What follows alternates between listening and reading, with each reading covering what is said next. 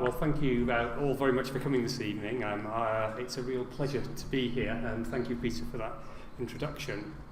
Now, I'm sure that Rievaulx Abbey is a site that is very familiar to many of you. It's been described as spiritually and architecturally the most important Cistercian abbey in England, and it's one of the most important monastic ruins in all of Europe. The spiritual importance of Rievaulx is in large part due to two of its early abbots, William, who led the founding community from Clairvaux, and Aelred, the third abbot and most important churchman of 12th century England. Both were to be venerated at Rievaulx as saints. And many of the abbey's buildings, the nave of the church, chapter house and infirmary, date from Aelred's time and bear his imprint. The setting of the monastery in many respects conforms to the Cistercian idea of founding their abbeys far from the concourse of man. And a description of the site made in 1167 by Walter Daniel, Aelred's biographer, still resonates to this day. High hills surround the valley, encircling it like a crown. These are clothed by trees of various sorts, and maintain in pleasant retreats the privacy of the vale, creating for the monks a second kind of paradise, the first paradise, of course, being the cloister. And it's a description which I think still strikes a chord with visitors who come to the site today. Now, the abbey was reduced to ruins in 1538, but these are also of immense beauty, and they've attracted the talents of generations of artists. And just to quickly run through, J.M.W. Turner, John Sal Cotman, and more recently, John Piper. And even in its ruinous state, the east end of the church, which was rebuilt on a magnificent scale in about 1220, can be counted among the glories of early English Gothic architecture. But this grand building, according to a narrative which still has currency today, most recently aired in a recent BBC 4 series on monasticism, marks the point when things all started to go all so horribly wrong for the monastery and English monasticism in general. Modern scholars have damned the late medieval Cistercians. They've all gone to hell. Rievaulx has been used as a case study of monastic decline, the betrayal of early Cistercian ideals, and of late monastic luxury and decadence. And, to an extent, the interpretation of the site has bought into this. You might have seen this. It's sheep, not the spirit, that's important. The abbey was presented in the late 1990s as the regional headquarters of an international sheep farming corporation, with the abbot as its local director.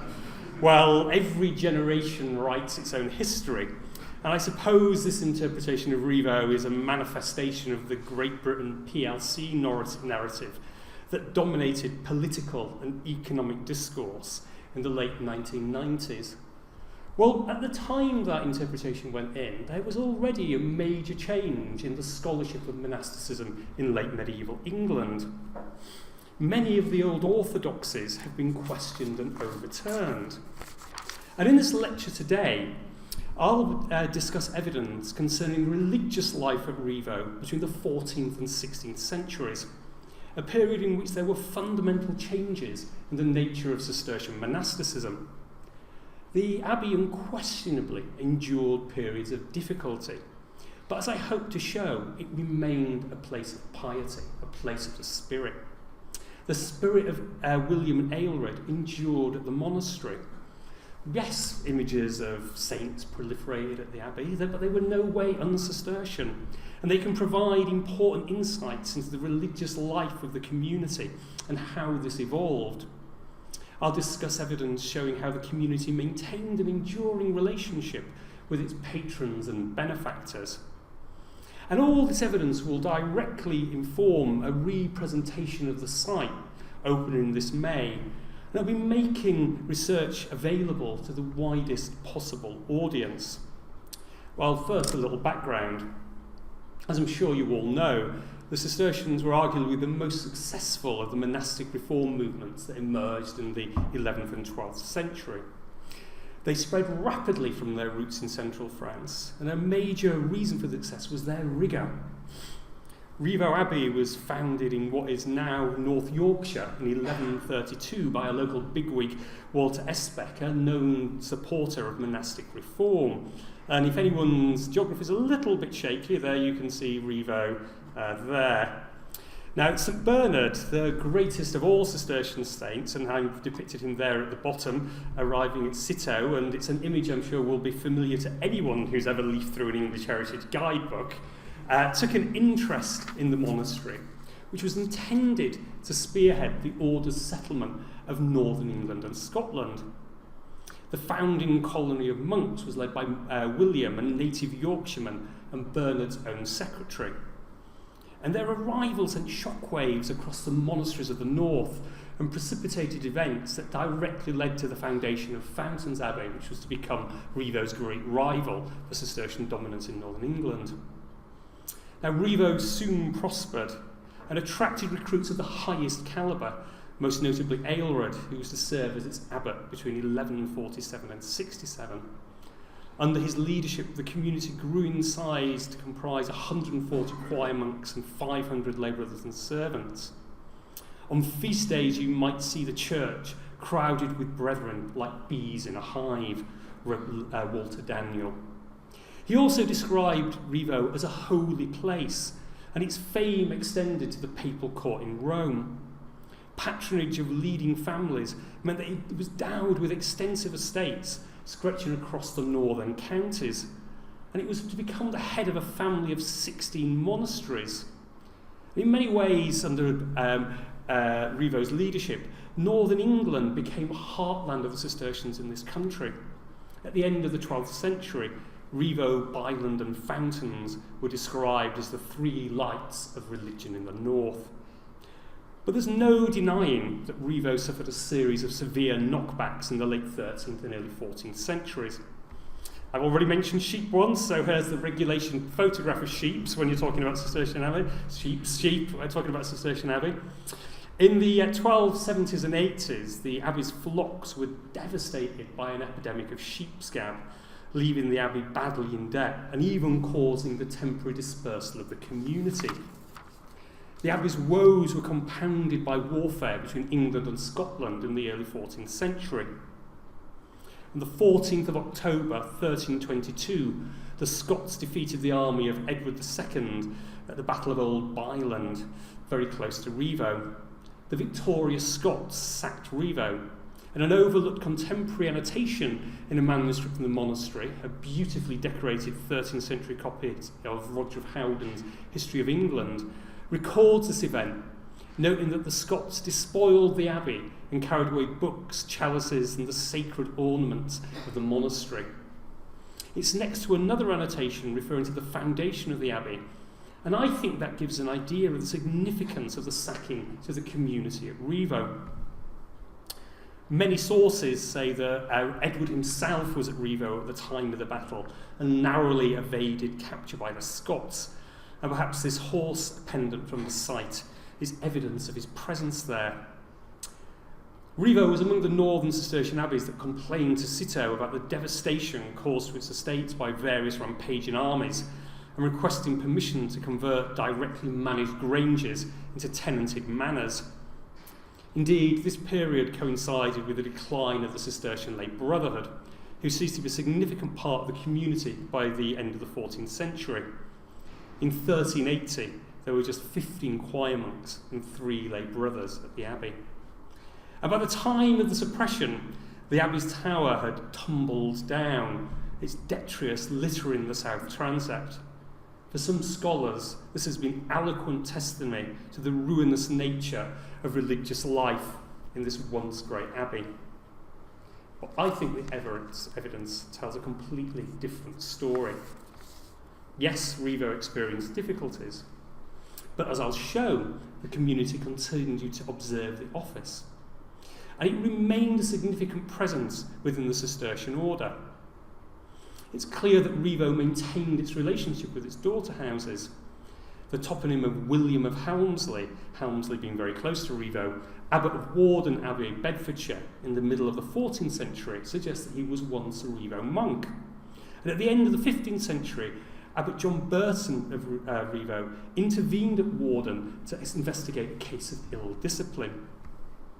And a century earlier, during the Great Schism and disruption caused by the 100 Years' War, the abbots of Rievaulx and Warden, the latter at this time was Walter Clifton, depicted here, were called upon to convene a general chapter of English Cistercian houses. In 1517, Marmaduke Hubie, the great reforming abbot of Fountains, asserted that it was in northern England that the religion and ceremonies of the order are especially well observed. And Rievaulx was clearly a well-administered abbey at this time. Hubie praised William Helmsley, abbot of Rievaulx between 1513 and 28, as a well-learned, pious and religious man. A bachelor and doctor of divinity, Helmsley was energetic in his attempts to see the completion of St Bernard's, the Cistercian College at Oxford. It's now St John's, and in the 17th century print, the buildings in the front quadrangle date from the days of the Cistercian College. Helmsley was appointed by the abbot of Citeaux a commissioner for the reform of Cistercian monasteries in the north. And Rievaulx remained a social and political powerhouse. Abbot Helmsley was described as a man of great possession and power within the said county of York. And doubtless the eagerness of Thomas Cromwell to impose a compliant abbot on the house in the 1530s was because of the abbey's enduring religious, social and political importance in the region. And it was an abbey worth plundering. In 5038 it was dissolved and rapidly reduced to ruins, leaving only shattered remains. Lead was stripped from the roofs and windows, melted down into pigs and stamped with the king's badge. A detailed inventory was made of the furnishings of the church and other buildings, invaluable evidence of the monastery's art and architecture, to which I'll now turn. As I've said, many of the abbey's buildings date to Aelred's time. Here you can see the piers in the nave and the crossing, and the lower stories of the transept, mid-12th century, and have the austerity you'd expect of the early Cistercians. No pictures, no colour, nothing of great value, said Aelred himself in his Guide for Novices.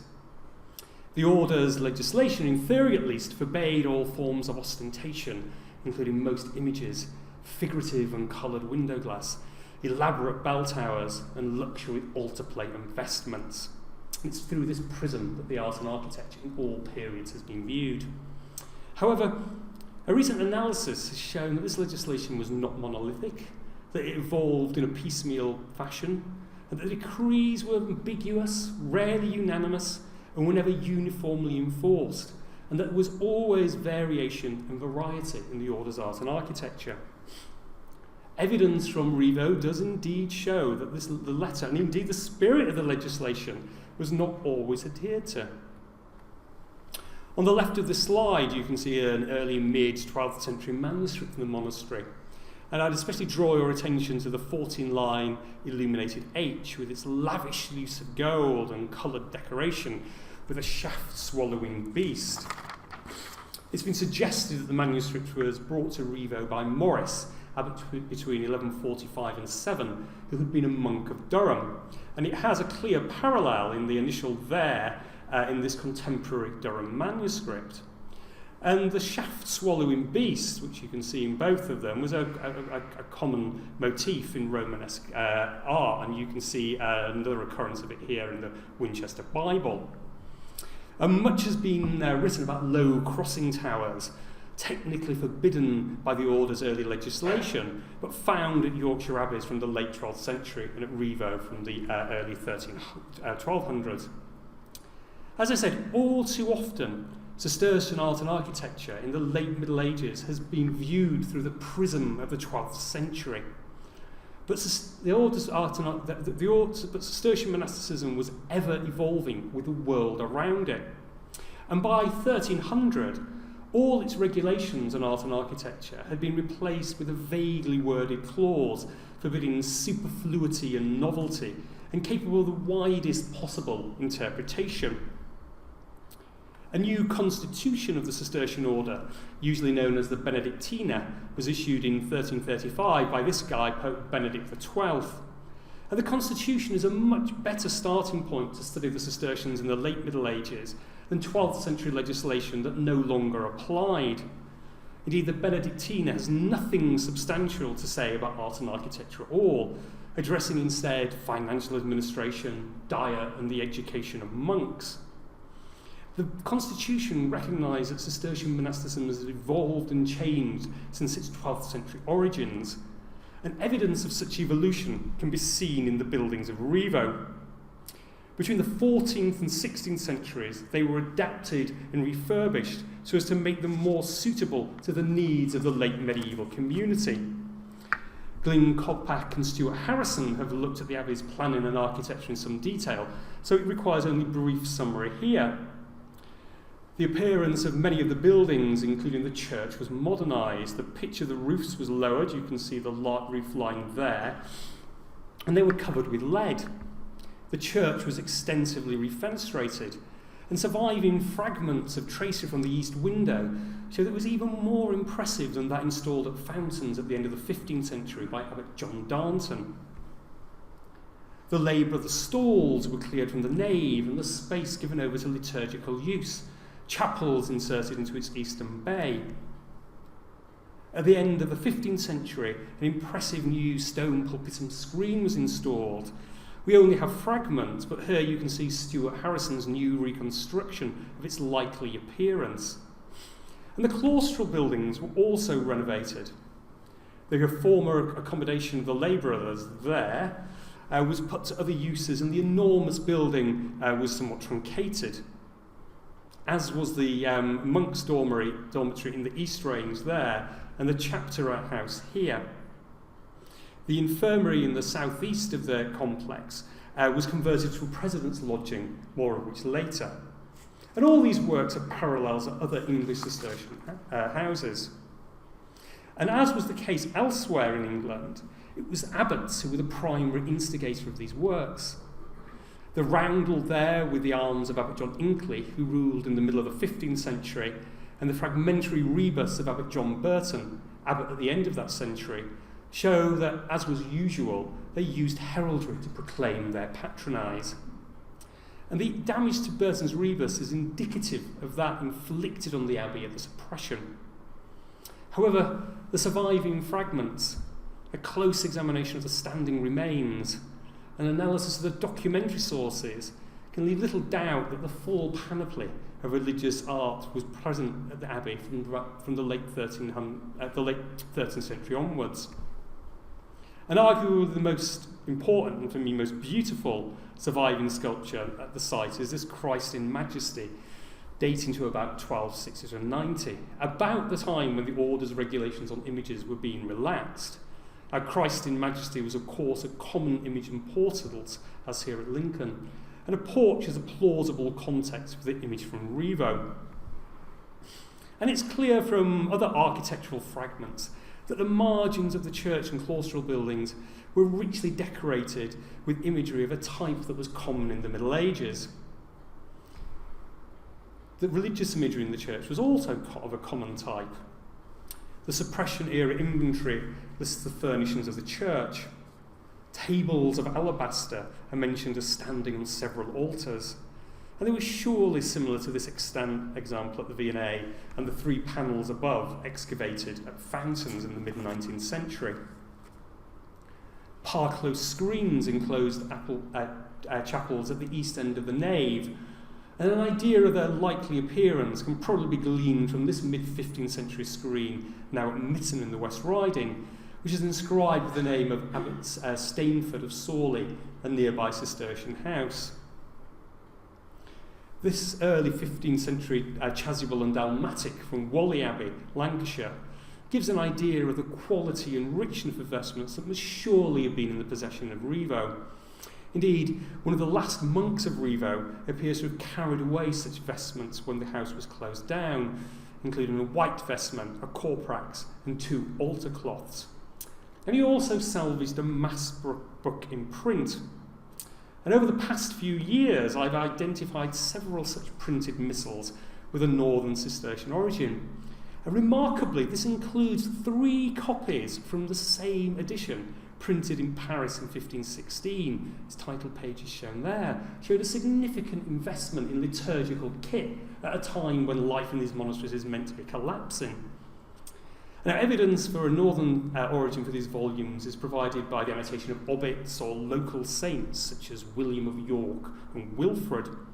Indeed, there's substantial other evidence showing how well integrated the Cistercians were into the religious life and traditions of the north. Indeed, they were attempting to adopt them as their own. And Rievaulx's own saints remained the focus of veneration until the very end of the Middle Ages. Cistercian sources from the early 17th century give William, the founding abbot, the status of a beatus, with a feast on the 2nd of August, the day of his death.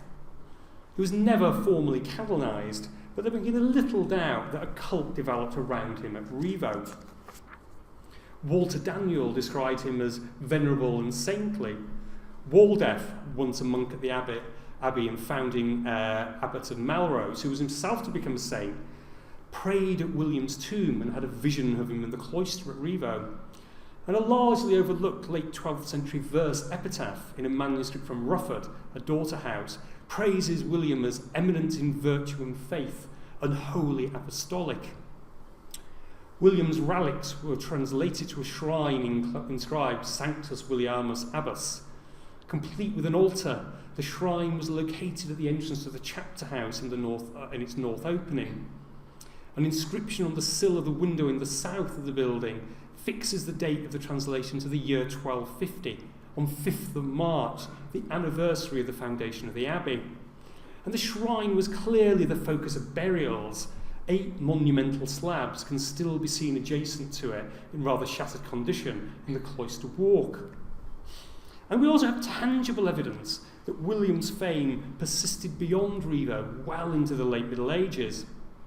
This late 15th century stained glass window is from the Premonstratensian Abbey of Altenburg in the Rhineland. William was St Bernard's secretary, and the panel depicts the so-called miracle of the letter. Bernard was dictating a letter to William when it started to rain, but miraculously the ink did not run. They were obviously very impressed in the 12th century. Now, miracles were also associated with Aelred, and there's substantial evidence of his cult in the late Middle Ages, both at Rievaulx and beyond. The magnificent architecture of the 13th century presbytery is, I think, best understood not as a statement of late monastic decline, but as a magnificent setting for his relics. Shortly before the suppression, the antiquary John Leland saw the shrine of Aelred in the church at Rievaulx, describing it as decorated with gold and silver. And this was probably the gilded shrine over the high altar mentioned in the suppression era inventory. In 1476, the Cistercian General Chapter granted formal permission for the observation of Aelred's feast at Rievaulx, citing old and new miracles in the church there. The feast was a high-status one and was observed with 12 lessons on the 12th of January, the day of Aelred's death. The Saint's Vita was among those gathered by the chronicler John of Tynemouth in 1330.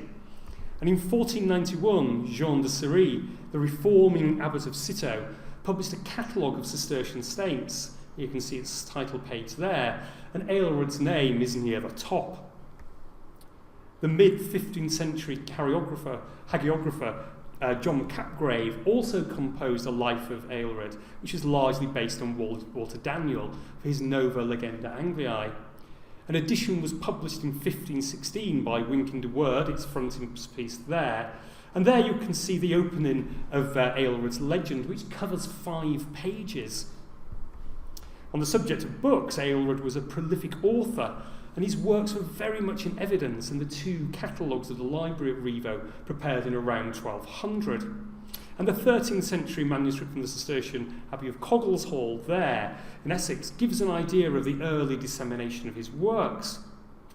and the enduring intellectual and spiritual importance to the community at Rievaulx of Aelred is suggested by the list of books compiled by John Leland shortly before the suppression. Aelred's works feature very prominently indeed. Whether the shrines of William and Aelred were pilgrim destinations is open to question. I have to say none are explicitly documented.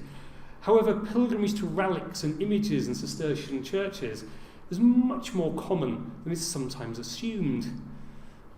The miraculous rood commissioned by Abbot Hugh of Leven at Rievaulx Abbey in the East Riding in the mid-14th century was said to have attracted flock of pilgrims, not all of whom behaved as they should have done and treated it more as a day out than an object of veneration.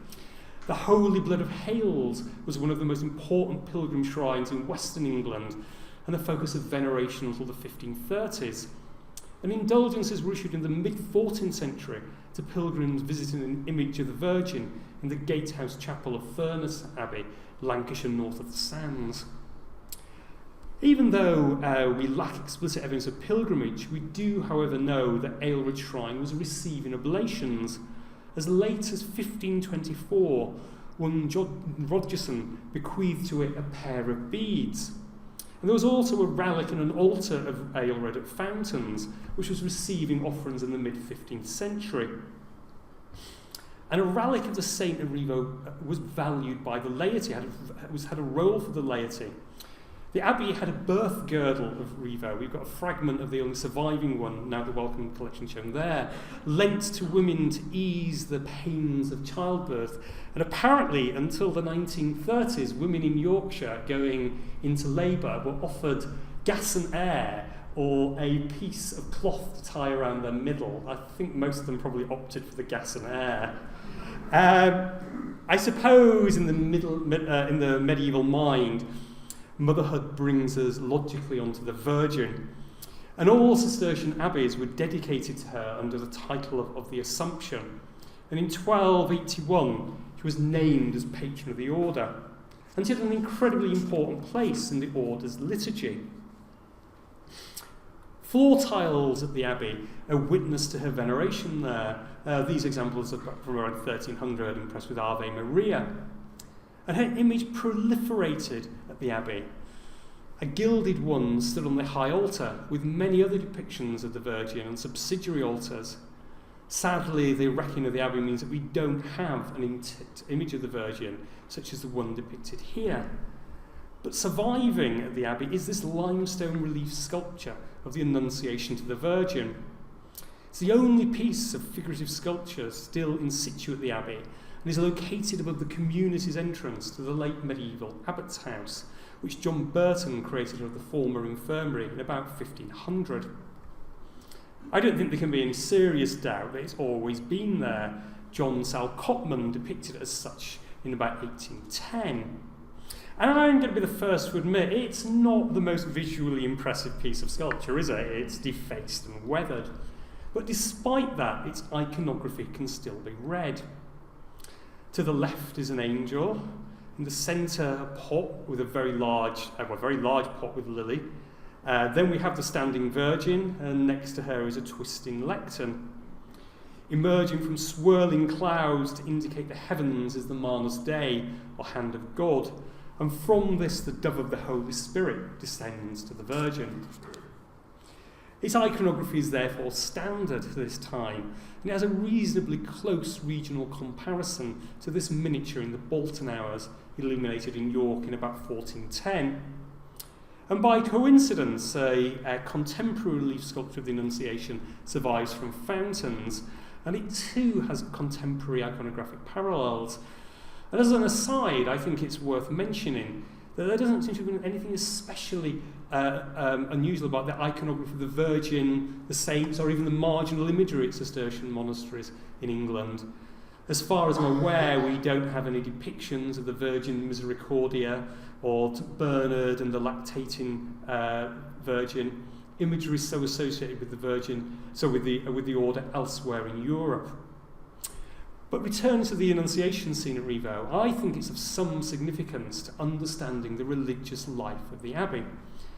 And I deliberately highlighted the early evidence showing its original context above a doorway. Annunciation scenes are, of course, often found in this location, or in close proximity to other types of portals. And here we have two other 15th century Cistercian examples, the gatehouse at Kingswood Abbey, Gloucestershire, and the door of the screen from Sawley, which I've already referred to, now at Mitton. Now, the location of the scene close to entrances and other openings was related to Marian devotion. The English translations of the Meditationes Vita Christi by Nicholas Love, prior of the Carthusian house of Mount Grace near Rievaulx, includes passages on the devotional importance of the Annunciation. The text describes how the doors of heaven, closed by the sinfulness of Eve, were reopened by the Virgin's humility and obedience at the Annunciation. Positioning Gabriel and Mary in close proximity to doorways and openings emphasise the symbolic reopening of heaven at the time of the Annunciation.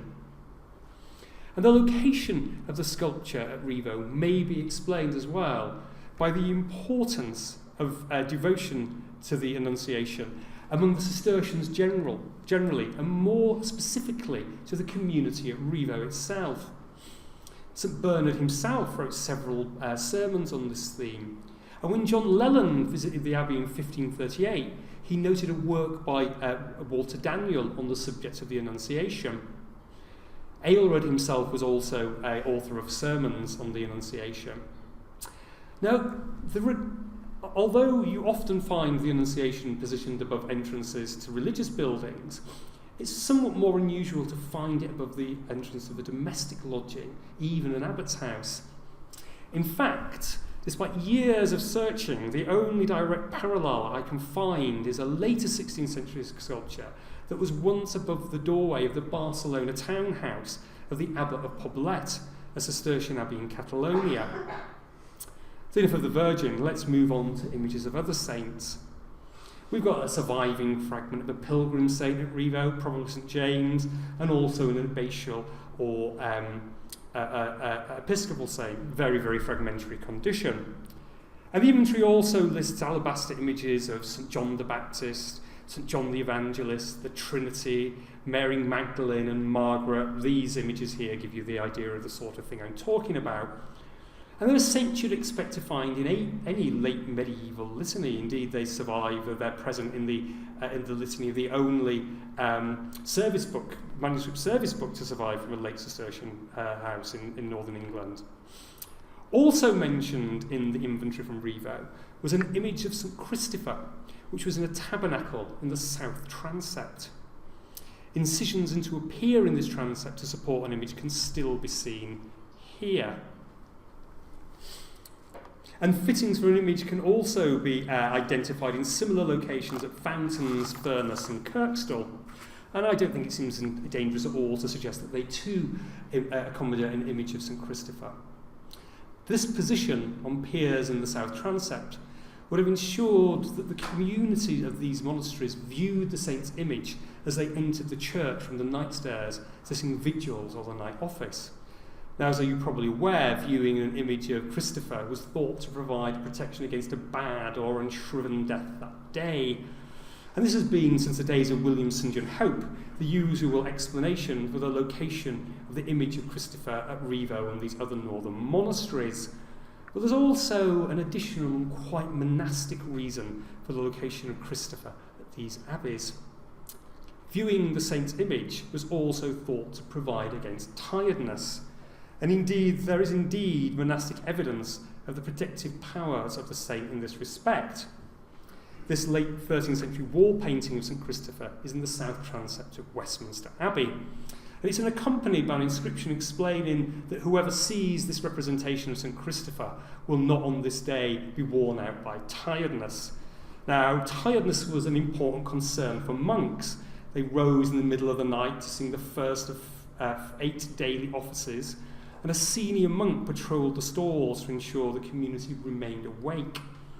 Monks who succumbed to tiredness were punished in the daily chapter meeting. And there are even stories in Cistercian devotional literature describing how Christ himself would descend from the monastery's cross and slapping the face any monk who dozed when he should be singing the office.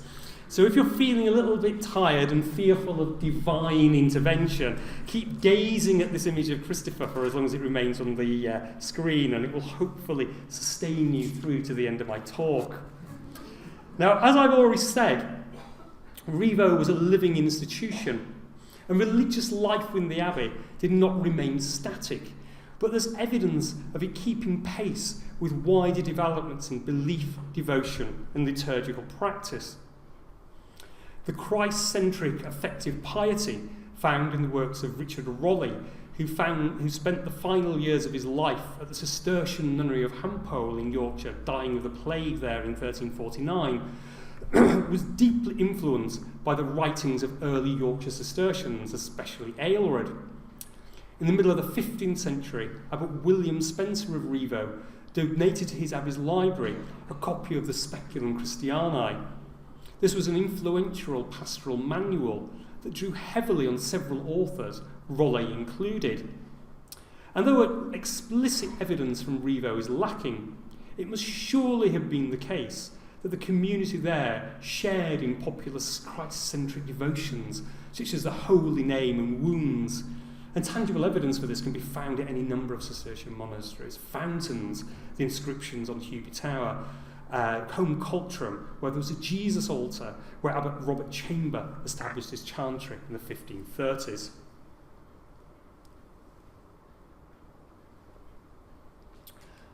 Corpus Christi was one of the most important liturgical feasts introduced into the late medieval calendar, and the Cistercians were early and enthusiastic promoters of this cult. The earliest surviving evidence for its observation by the Cistercians in England is an office book from the mid-14th century from a northern Cistercian house, quite possibly Rievaulx. And arguably the most important expression of devotion to the cult of Corpus Christi in northern England was the guild with that dedication, which was founded in York in 1408, its seal shown on this slide. Several Rievaulx monks, including Abbots William Spencer and William Helmsley, are known to have been its members. There were also developments in the cult and iconography of the Virgin in the later Middle Ages, especially the emergence of devotion to Our Lady of Pity, or the Piety. This representation of the Virgin, a typical late medieval alabaster shown there, often acts as the focus of burials, partly because the depiction of the grieving Virgin with her dead son upon her knees emphasised her intercessory role. Indeed, in 1515, Sir Ralph Scrope stated in his will that he wished to be buried before the image of Our Lady of Pity at Rievaulx. And this type of image are known to have existed at Byland, Fountain, Hales, Stratford Langhorne, and it clearly shows a dialogue between the order's devotion and the use of images in wider society. Discussion of images of Our Lady of Pity leads on to wider questions of commemoration of the dead at Rievaulx. As regards abbatial burial, it's pretty much what you'd expect for a medieval Cistercian monastery. In terms of the topography of burials, it's burial in the chapter house, close to the president's seat until the early mid-14th century, then burial in the church, utilising spaces that maximise intercessory opportunities afforded by the liturgy and processions. And of course, there was the translation of the relics of saintly abbots to special shrines. And evident evolution is also apparent in the funerary monuments of abbots, from early, simple and adorned slabs, through the introduction of commemorative inscriptions, a little more decoration, and then from the mid-14th century, effigial monuments. Again, Rievaulx's evidence is typical of any number of Cistercian houses. And burial of the laity also provides interesting evidence of the religious life of Rievaulx in the late Middle Ages, and the abbey's enduring relationship with its benefactors. The order initially had detailed legislation specifying who could be buried at a Cistercian abbey and where their graves could be located. This legislation gradually became more permissive, and after the middle of the 13th century, burial of the laity within the walls of the Cistercian abbeys had become a widespread practice. Now, such graves were initially restricted to liminal areas such as the Galilee porch, And there are 8 monuments in the porch at Rievaulx. I'm showing you some of them there, one of which is described with the name of Isabella de Roos, a descendant of the founder Walter Esbeck, and she died in 1264. But it was around this time that her family made the Augustinian Priory of Kirkham, which was founded by Esbeck, their mausoleum. The priory's late 13th century gatehouse is decorated with their arms. And it was only at the end of the 14th century that the de Ros family again turned to Rievaulx as their family mausoleum. By this time, patrons were being permitted burial within the liturgical heart of the monastery. In 1384, Thomas de Ros was buried before the high altar at Rievaulx. In 1394, Sir John ordered that his body be laid to rest in the choir to the south of the high altar. And in the same year, his wife Mary requested burial next to him, bequeathing 5 marks for her marble monument. And you can still see, if you look closely, the base of their monument there. The spiritual advantages of the site of these burials is obvious, next to the high altar, visible to the community in their stalls, and close to the shrine of Aelred. And the fact that the de Ros lords of Helmsley favoured Rievaulx with their burials is eloquent testimony to the quality of religious life at Rievaulx, belief in efficacy of the prayers of its community, and also the enduring prestige of the monastery. Burials therefore affirmed the relationship between Rievaulx and the patronal family, and heraldry also asserted this relationship. In 1530, the herald Thomas Tong conducted a visitation of the northern counties and recorded that the arms of Rievaulx were the same as those of the de Ros family, Gules, 3 Waterbergens, Argent, but of difference with a crozier. The de Ros arms appear on the seal of Abbot William in 1364 there, and this was around the time when Cistercian abbeys elsewhere in England were adopting institutional heraldry. And it must have been the case that the church at Rievaulx was decorated with the arms of this family.